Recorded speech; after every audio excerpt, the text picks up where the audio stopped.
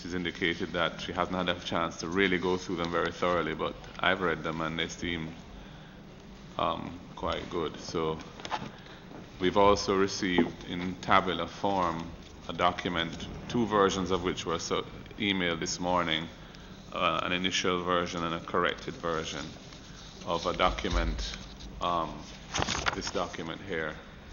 If anyone doesn't have copies of it and would like a copy, I think we can provide them. It's tabled. It's already tabled. Good. All right.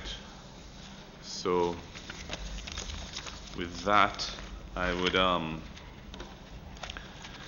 proceed with the consideration of the minutes of the meeting held on the 29th of January. And page 1, please point out any corrections. Page 2, on page 2, under the listing from the Ministry of Transport and Mining and the Transport Authority of Jamaica, there Ms. Petra Keane Williams is described as Deputy Financial Secretary. I don't think that's correct. And similarly, Mr. Ewan Simpson is the Financial Secretary, and I don't think that's correct either. Oh, yes. So perhaps we could, I don't know what their correct titles are, but maybe you could check and fix that. Page 3.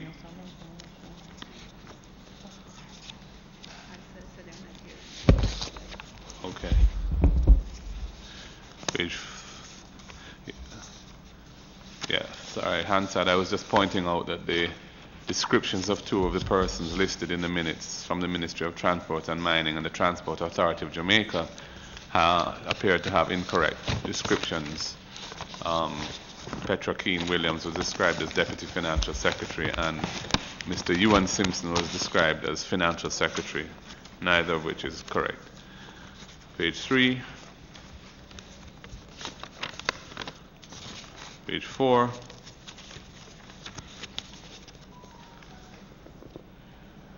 Page 5. I have one proposed correction in the penultimate paragraph, which begins, Member Hannah asked Mr. Morgan. In line 6, it said he noted Mr. Morgan was now disputing that the buses cost 115 million. I think the word should be asserting, not disputing.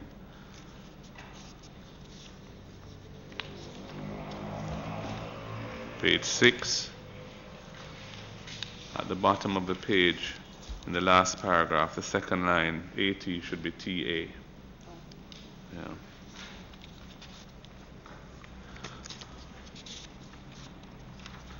Page 7, page 8, page 9,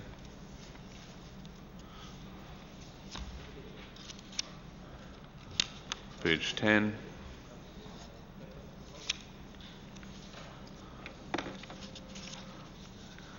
page 11,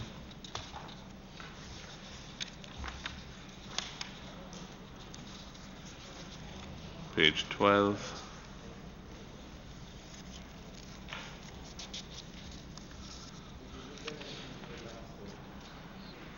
page 13,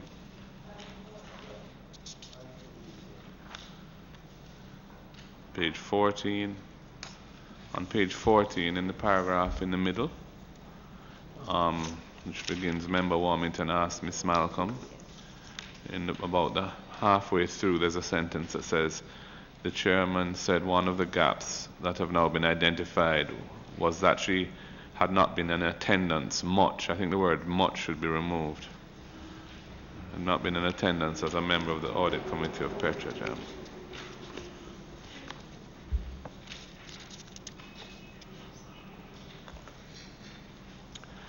Page 15. Yes. Page 14, Yeah. where Member Hannah mentioned that the government was preparing to expropriate the shares to determine the value of those shares. I recall saying I was looking at the financial viability rather than the value of the shares.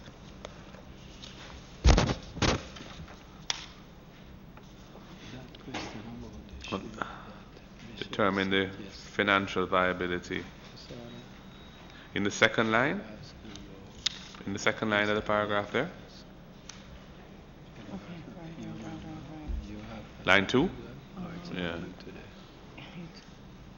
Technically due for payment today.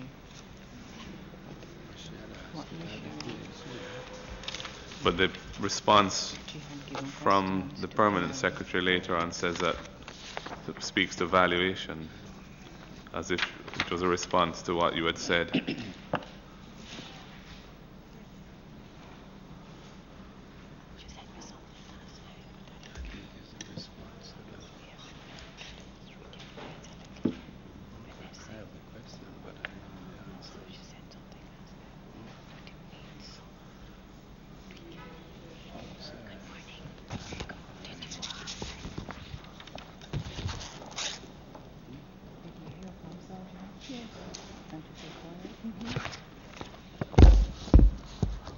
Sorry, I'm not on the following page.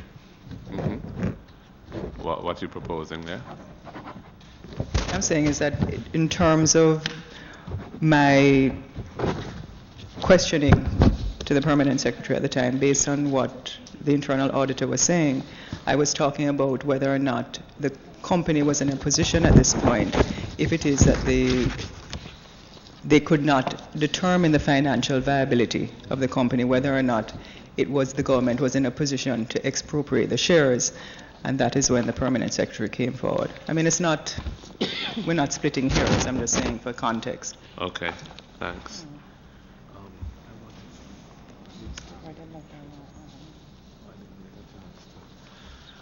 Thank you. All right, well, subject to those changes that have been identified, would somebody care to move for the adoption of the minutes? Thank you, Member Warmington. Seconded? Seconded by Member Hanna. Thank you. Mr. Chairman, yes. Can I raise an administrative issue? We are emailed these documents, and I'm wondering if it's just a waste of resources, because I come with the documents in the morning and then we come back to have additional documents presented before us. So I'm wondering if we can't find a better mechanism so that we don't have reams and reams of paper being used by the Parliament. Yeah. I think that they print a copy of the minutes for the members because from experience they probably find that members don't always print and bring their own copies. And I think it's just to avoid a situation where members arrive and then have to ask for a copy. But you're quite correct that although in this instance the minutes were actually emailed out quite late because we've only had a week since the last meeting, so they came I think yesterday evening, so maybe not everybody would have had a chance to print them themselves. Member Warmington, I don't think she's speaking of minutes alone. She's speaking of the other documents, because those that were mailed out to me, I've copied them, and this morning we're getting additional, copies. So that's what she's talking about, not necessarily minutes. Why I mentioned the minutes is because all I have got, all that was here from me was the agenda and the minutes. Oh, I'm told because I always bring them. So I don't know. Perhaps members could just indicate to the clerk if they would. I quite like mine being, I rely on the printed copy being here. Yes. So, yes, so maybe members could indicate individually to the clerk of the committee, it's a good idea, whether they would want to have them printed here for them, ready, or whether they print their own and therefore don't need a set. And that would avoid duplication, as long as people stick to it. Okay, so we have approved the minutes, and we can now move to, we don't have matters arising on this. I didn't know you would confirm, so you can amend the agenda. Yes. I would propose that we have matters arising added to the agenda. Some of them are encapsulated in that, but not all. So, or perhaps we can take the review of the report from the Office of the Prime Minister on questions raised at the meeting of the PAC held on January 29th under the heading of matters arising. Yeah, that is that one. So I'm not sure it covers all of the matters arising. Anyway, it covers most of them certainly, so we could have a look at that. Okay, so members would have received, I believe, and have a copy of this document here that was sent to us this morning by email. There were actually two versions that were sent. The initial version didn't have the responses from the OPM in it, and the second version has some responses from the OPM in it. So,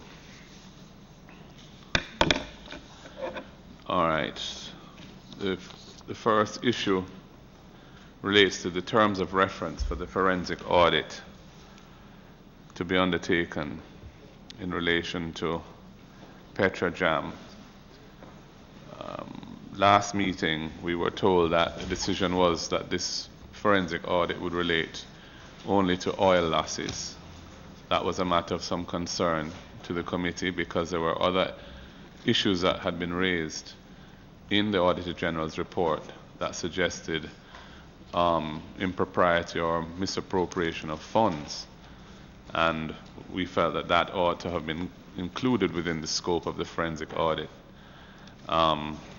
But that is not the case. The issue also came up as to how the terms of reference originated when we were told by the Permanent Secretary last week that it arose, that the terms of reference had been prepared by PetroJam and had been submitted to the Ministry, the Office of the Prime Minister, for their review. We had asked that we strongly felt that was an inappropriate way of proceeding and said so.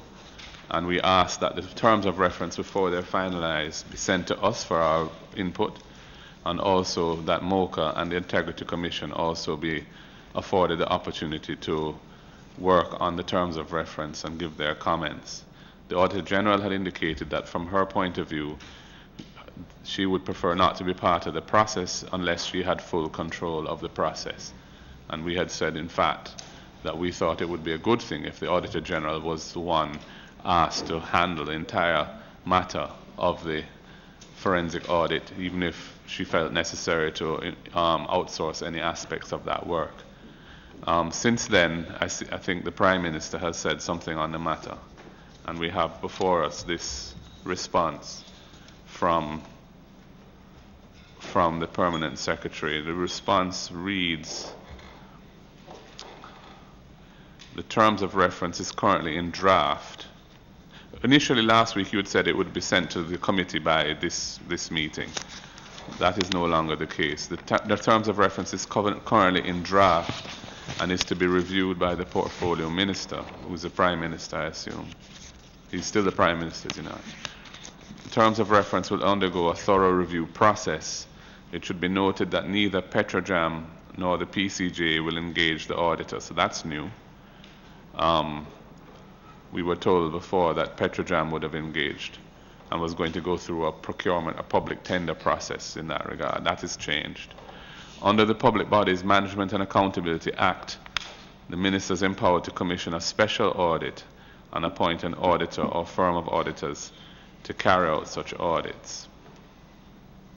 So, Madam Permanent Secretary, is that what is happening here? Is that the decision that the provisions in the Public Bodies Management Accountability Act for a special audit to be commissioned by the minister, the responsible minister, is that the route that is being followed in procuring this? That is, morning, Chairman. Morning. That is correct, Chairman, in accordance with Section 12 of the Public Bodies Management and Accountability Act. Yes. It sets out the responsibility of the minister where he has cause to believe that a special audit of a public body should be conducted by an auditor other than the public body's auditors. The responsible minister may appoint an auditor or firm of auditors for that purpose. Right. Okay. I would pause to say that in another Joint Select Committee, we're reviewing a bill where the PBMA is being excluded from having any application to that other public body. And I have identified a series of sections in the PBMA which I think need to apply to any public body. And this is a reaffirmation in my mind of the wisdom of that point. I see. So in terms of the settling of the terms of reference, could you indicate, we had first of all asked to have some input in that ourselves as the parliamentary committee, having oversight in relation to the Auditor General's report, which has triggered this. And secondly, we had asked that both MOCA, the Major Organized Crime and Anti-Corruption Task Force, and the Integrity Commission, that their input be sought on the scope of the terms of reference, especially since they themselves have been conducting investigations in relation to Petrojam, and the forensic audit ought, I think, to be aligned with their efforts. So could you please give us a response on those issues? Certainly, Chairman. The Office of the Prime Minister is committed to undergo a thorough review of the terms of reference. We are in the process of completing our own internal review and revisions to that terms of reference, which has been happening over the past several days in conjunction with the team in the Ministry of Energy. And the TOR will then naturally undergo a review by the Portfolio Minister, who, as you indicated, is the Prime Minister, with the authority under the PBMA to conduct a special audit. As soon as that has happened, we will then begin the broader consultation process. So you're doing an internal review of the terms of reference prepared by Petrojam itself? Review, update, revision as required. Sorry? Review and additions and so on as required. And then the Ministry of Energy will have an input. Well, the energy team is part of the portfolio currently of the Office of the Prime Minister. So the energy team is part of my own team within the Office of the Prime Minister. Mr. Chairman, just a minute. Mr. Warmington. I don't know if I'm following the PS. Are you saying that the term of reference that was done by Petrojam is what you are working with? Is that what you're saying? You mentioned about review and amendment. What is that the term of reference you're talking about? So an initial draft was prepared, member, and we are now substantially going through and making whatever additions and changes that may be necessary to come to an initial draft, as I indicated last week, was done by Petrojam. We're saying that Petrojam can't do the prepare term of reference. You need to go elsewhere. That's what we said last week. We said it last week. And you're coming back with the same thing this week. We're not suggesting that we are going to be issuing the draft that was prepared by Petrojam. So why mention it then? Member. So why mention, if you're not going to issue, why mention it? You shouldn't be using it at all. That's what we said last week. We spoke about it last week. We make it clear that it was inappropriate. And you are telling me this week you are reviewing the same thing, making changes and amendment to it? Is that what you're saying to us? The elements of any terms of reference that would be finally prepared would have to include elements of what would have been in that document, which sets out the Auditor General has conducted an audit, and that audit would suggest the need for a further audit. What a forensic audit typically would be in terms of this kind of industry. What are the products that the Petrojam will have along the value chain. These are all very basic information. So if I put down that document, member, and start from scratch with my technical team, we will have to pick up some of those same elements. Some of those elements are basic elements related to the type of business. It is quite clear that the importance or the significance of what we are talking about has escaped you. It totally has escaped you. The significance of what we are saying has escaped you totally. That's my interpretation of what you're saying. Because you're coming back with the same thing we talked about last week, and you tell me about elements of this, elements of that. We spoke about it last week, no, madam. I would suggest, member, that there should be consideration of the terms of reference when it comes forward to this committee and to the other entities that have been that are likely to be involved in the review process. An evaluation is then made of the terms of reference by the Prime Minister and the broader group at that particular point in time, and any concerns at that point in time could be addressed. Yeah. May I make so I think it's premature to believe that in the absence of review of that document, that the document would not be the document that is required to be May I make a recommendation to you, madam? May I make a recommendation to you? Certainly, member. In this committee, I'm going to suggest that you confine yourself to the questions that are asked.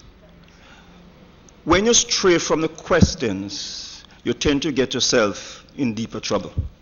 Because some of what we are saying, we never ask here. So if when we ask a question, confine yourself to those questions, and you don't need to expand the thing. There are questions that were asked to you this morning. You could have said yes or no, but instead you're reading from a document. I'll suggest to you, you confine yourself to the question and don't go overboard. Otherwise, you continue to get yourself in trouble when you move away from what we asked you. Just confine yourself. The minimal you can say about towards the question and answer question, you do that. All right. Thank you, Member Warmington. P.S. Yes, Chairman. You know, as you are aware, we really look askance at the methodology that has been employed in getting this thing done. I think it was a mistake to start with Petrojam as the author of the first draft of the terms of reference. I think it was a mistake not to have consulted with and used the Office of the Auditor General to supervise the entire process of the forensic audit, given that they have already done an audit and they're very familiar with what the issues are. So we have a situation now which has got off on the wrong foot, I think, in the view of most of the members of this committee, if not all. At this juncture, what I would say is that it's very important that the independent agencies that deal with matters relating to corruption are brought on board to look at the terms of reference as soon as possible. And as a committee, we would like to see it, and we are asking you to ensure that that happens.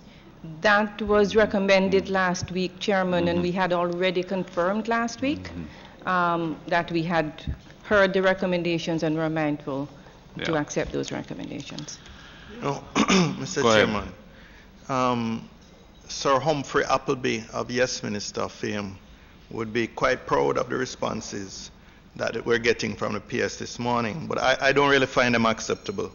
I mean, for us to ask specific questions or make recommendations and responses, I've heard you, or for you to ask specifically what is the timeline for the procurement of the auditor, and the response is the selection of the auditor will be subject to the applicable procurement guidelines. This is nonsense. This is gobbledygook. You're wasting our time, and if this is how you're going to persist in answering, then there's no point. We're going to spend the whole meeting with these non-answers. So either we're going to get real specific responses, or let's move on to the other item. Well, the terms of right, where we are now, the timeline.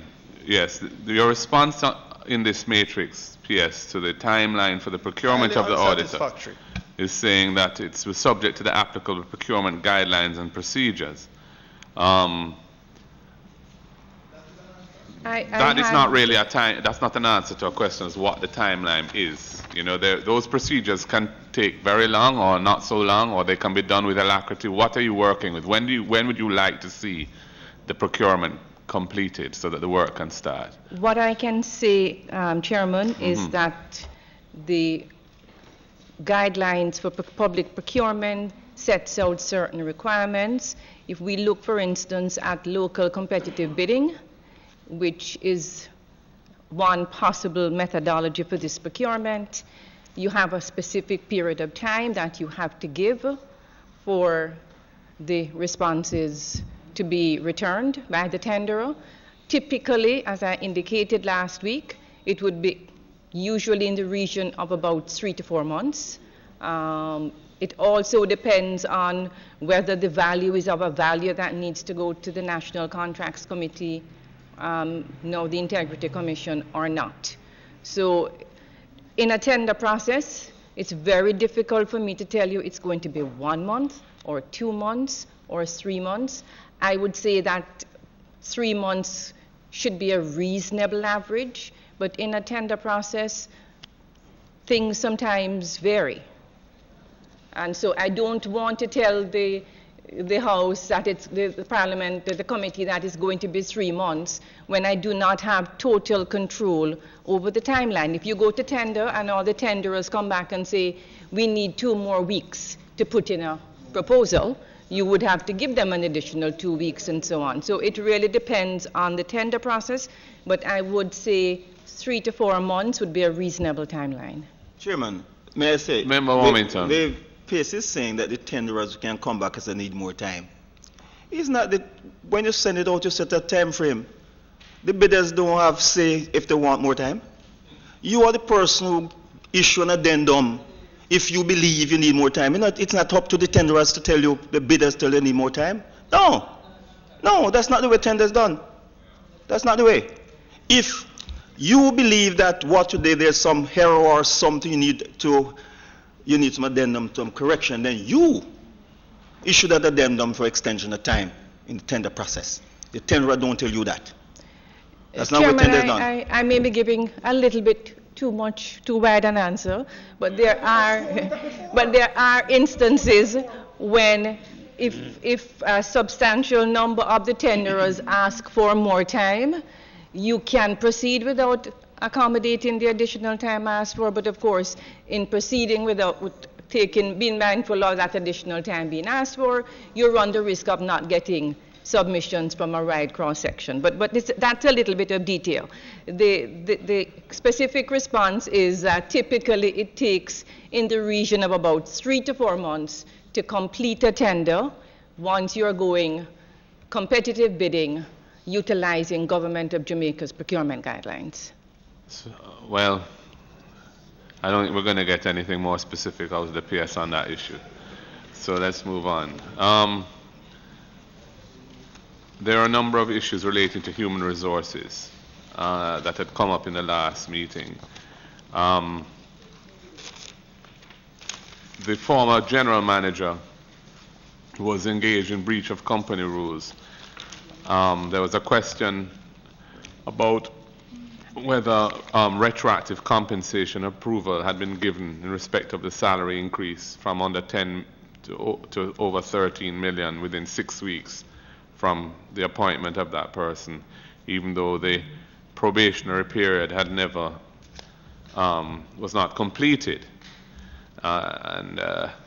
We have a response to say the probationary period was waived by the former general manager. I'm a bit confused by this, because how could this suggests that the former general manager waived his or her own probationary period?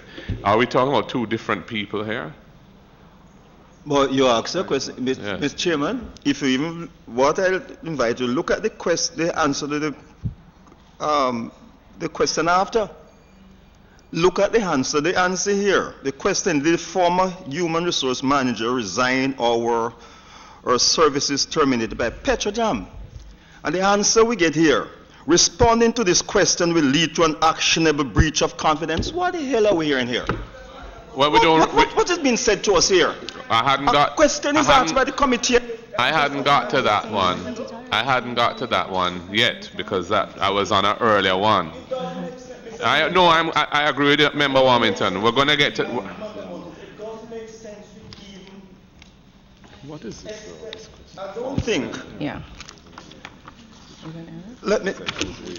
I don't think the committee should proceed. I don't think we should proceed with this. What we have here, Madam Permanent Secretary, we have some answers on this, but which are really not acceptable.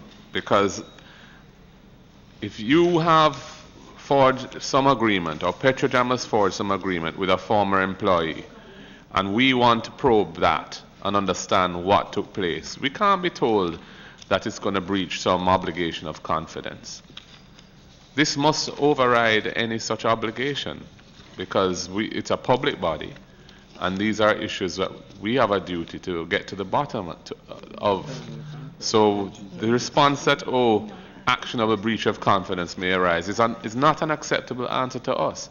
And any kind of provision in any contract involving a public body must be subject to an exception where the oversight mechanisms required by the Constitution are concerned. You can't trump, for want of a better verb, you can't trump the obligations under the Constitution of ensuring proper oversight of public bodies by having some contractual arrangement where the public body says they won't disclose certain details. Chairman, yes. I believe we're being treated with contempt.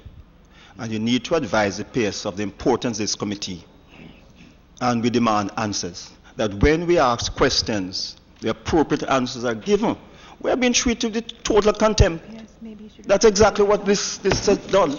You know, and we shouldn't. Mr. Chairman, I never thought myself and Member Warmington would be on the exact same page. But I agree, this PS has brought us together. This is an insult to the committee. These answers are just attempts at obfuscation and delay. And this is taxpayers' money we're talking about. This is not your private business. And we need to treat it seriously. We have a constitutional obligation for oversight. And as far as I'm concerned, any clause in any agreement which attempts to frustrate that must be unconstitutional. It cannot stand up. We have an obligation to do the job that our constituents elected us to do. And the PS has come here this morning to really, metaphorically flip the bird at us. And I find it's totally unacceptable. Member Hannah. So, can I just ask a question? What exists in the government guidelines if the board or members of a board or public servants ignore those guidelines? So Chairman, let me go So in back other words, what are the consequences? So let us look at the HR manager or the general manager. If he unilaterally or somebody on the board took a decision to increase his salary or to place that person in a position based on what we're reading from the report with the HR manager, what are the consequences to that person? PS, Chairman, this approach is really facilitating a cover-up. That's what it comes across as. So Chairman, because what we have here, this is what this document is saying, which is a document sent to us by the clerk this morning. The former general manager was engaged in breach of company rules. Retroactive compensation approval was given in respect of a salary increase from under 10 million to over 13 million within 6 weeks, although the probationary period was never completed. And the response from Petrojam is that the former general manager waived his own probationary period. Sorry, That's what this is saying. Mr. Chairman, And if now I- we're- Chairman, Mr. Chairman, hold on, Mr. Chairman, PS. can I please clarify something, member, and I will Sure. then. Okay, and let me also start off by saying it is not my intention to in any way be disrespectful to this committee. The questions on the right of this paper, Chairman, sorry, on the left of this paper, had been provided to us by the Clerk of Parliament. That was an error. It should have read the former HR manager and not the former general manager. So we should really have sought to correct it when we got it. But that's the question that we got from Parliament. And so the answer is that the probationary period was waived by the former general manager in respect of the HR manager. I hear that. So that So is an error. the reason- Could I please? Are you answering the question? Could I please? Sure. Several questions have been raised with respect to the response that has been given by me with respect to specific other questions in relation to the HR manager. Let me say that the first response regarding whether the HR manager resigned or the services were terminated by Petrojam, I am reminded this morning that this is an oversight on my part and that in actual fact it has already been made known that the HR manager resigned by mutual agreement. So I would ask for that update to be noted. Sorry, With could you- respect, Chairman, sorry. to the other... No, hold on, sorry. Could you just make that point again, because I was Did the former, so interrupted. Yeah. in terms of the comment, second question about the former HR general manager, the parliamentary clerk should have written their HR manager, so that was an error. With respect to the question, did the HR manager resign or were her services terminated by Petrojam? The response to that is that she resigned by mutual agreement. With respect to the other question raised, in which I have indicated a difficulty in answering at this time, that is not meant in any way to be any disrespect to this committee. This is being minded by the legal advice that I have been given in this matter. It has also been indicated to me that if the committee insists, Chairman, that they must have an answer, that I should ask, that I can respond in effect in closed session on this matter, because I am strongly advised that I am not at liberty to discuss this matter in this forum, in this current forum. The issue you're not at liberty to discuss is whether a compensation settlement arose from her separation. That's the one you're saying you're not at liberty to discuss? That is correct, Chairman. Well, it's clearly Mr. Chairman, a that's why I highly was- relevant issue, and it must be disclosed to us. I would throw we're it out to asking members for- whether they feel that this is something that we should have in camera. That, Chairman, is the recommendation that I have in terms of legal advice on this matter. So that is what I am. Mr. Chairman, if I may, because we can. P.S. That's why I'm asking you. Tell me specifically, what do you understand to be the guidelines when a board member, a general manager, an HR manager breaches said guidelines? What are the consequences of that breach? Member, I would have to look at the circumstances, and I would have to take some advice and do some review with respect to that matter. The reason why we keep asking, well, certainly for me, why I keep asking you, is that if guidelines are breached, which they clearly were breached based on the report that was set out by the Auditor General, and significant guidelines were breached, the waivers, the breaching of the probationary period, all of these kinds of things. There obviously are consequences under the guidelines in somewhere. I know it as a public procurement, etc.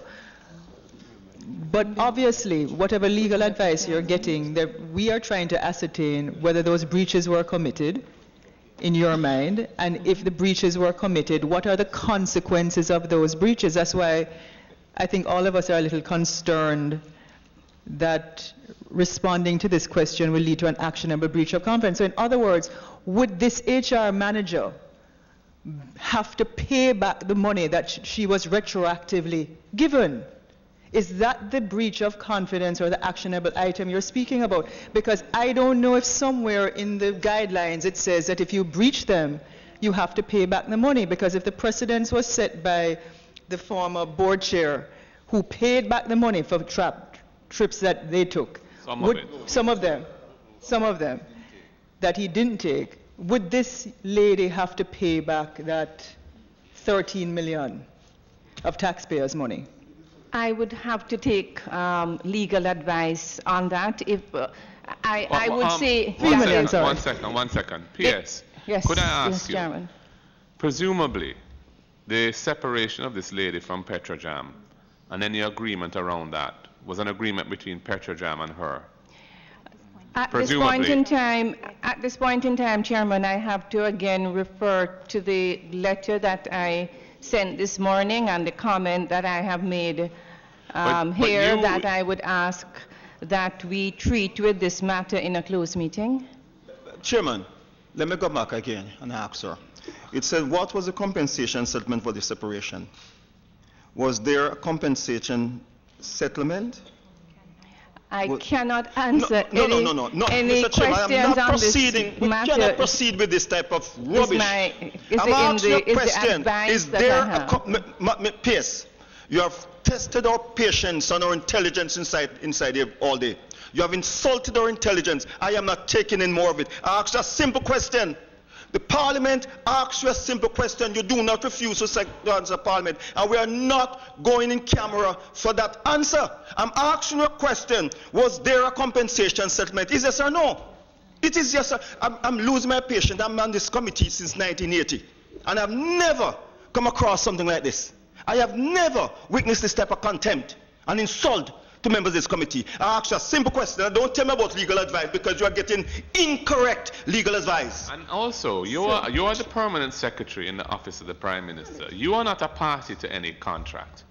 So I don't see how it can be any actionable breach of confidence for you to disclose as the accounting officer for your ministry, if that's what you are, an answer to a parliamentary committee tasked with oversight of this matter as to whether there was a compensation payment made or any kind of arrangement related to compensation was entered into with this separated HR manager. And I don't see why this has to be done in camera either. Either there was or there wasn't. And we have a right to know and the public has a right to know. Chairman, I can only respond in relation to the legal advice that I have had from the Attorney General's chambers. And the Attorney General's chambers advice, which I have been given, is that it is not advisable for me to discuss this matter in this open forum, and that if the committee insists on a response, that I should ask for a meeting, a closed meeting to discuss the matter. Chair. 1 second. Dr. Guy, I think that Mr. Jackson was before you.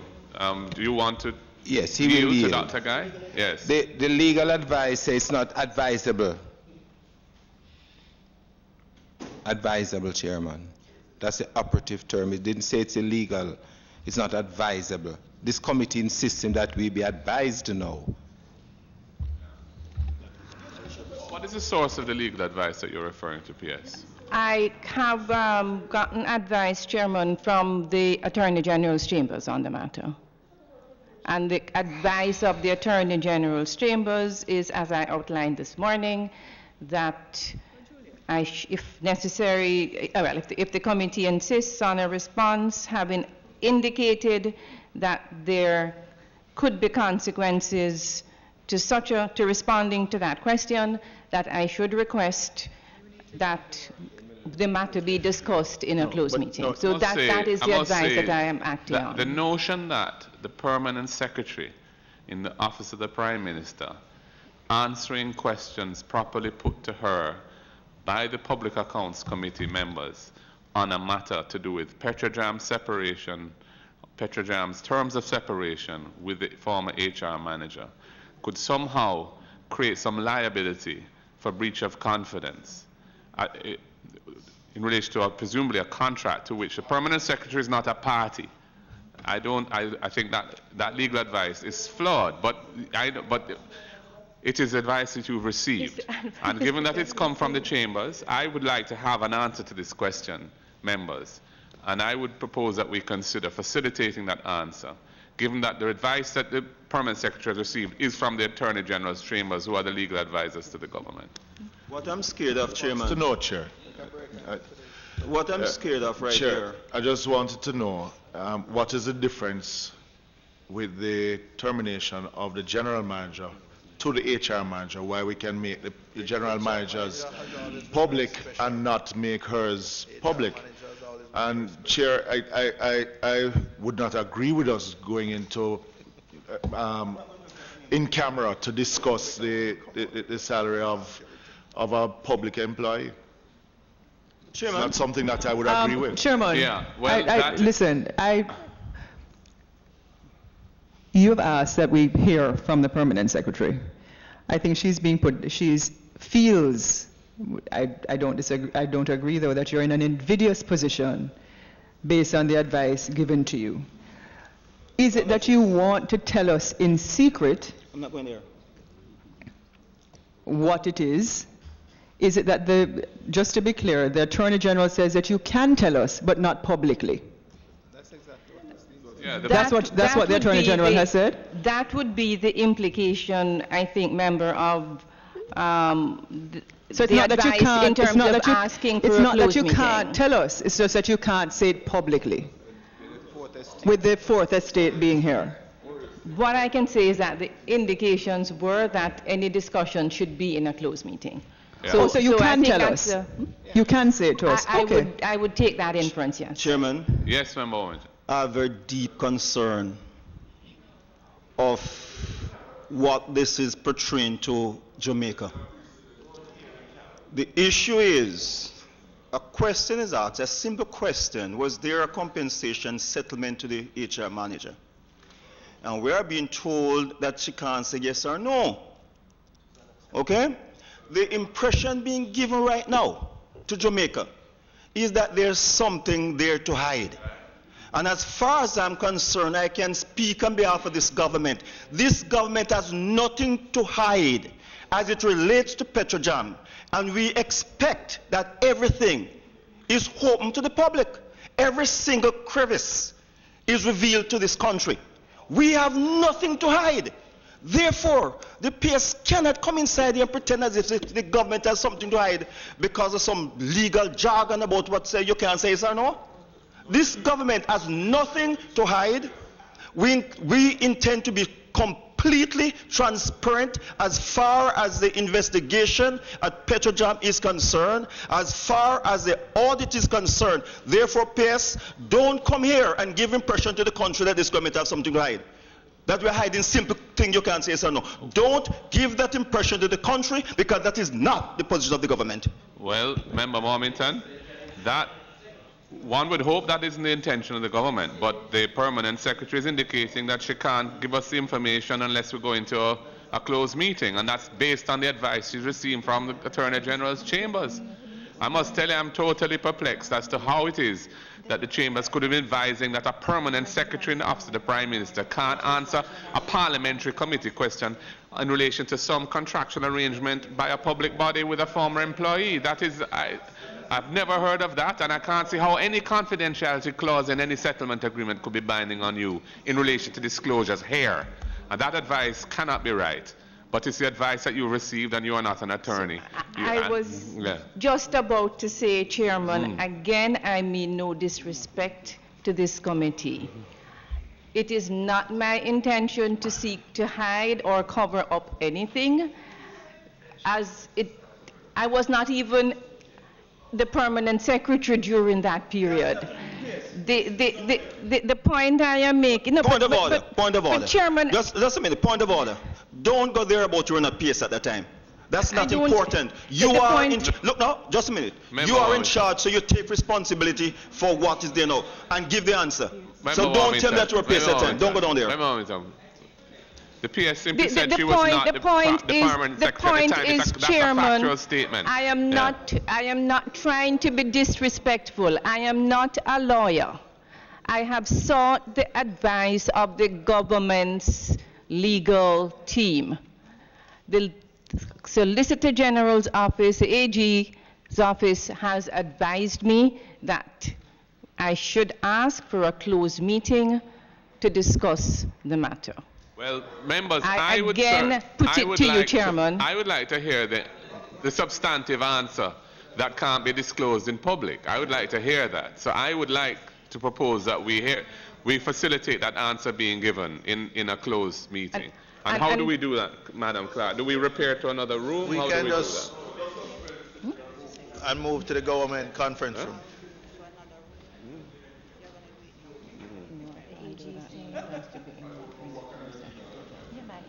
The clerk is advising me that if we want to do it now, we would move to another room. So I would move that we do that. And if the officials would just wait till we come back, I don't think this will take very long.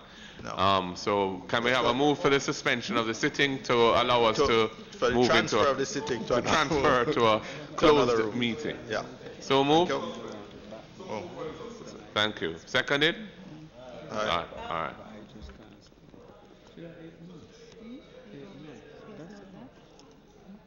Document said it. Document you got said it. 8 months, okay? Because you can't say it. So you can say how much months you was paid. She was paid 8 months. And you know why? Because she had 8 months left on the contract? No, she don't. She's a permanent employee. Oh. She don't have a contract. Oh, I see. She was negotiating a separation. So what happens? She's staying there, and you can't do any HR work because she's there. In the middle of a hearing, fussing, and then you go back to work. And the hearing was dragging on. So the hearing was dragging on, so we decided to agree to terminate. Where they're going? I don't know. I can't come.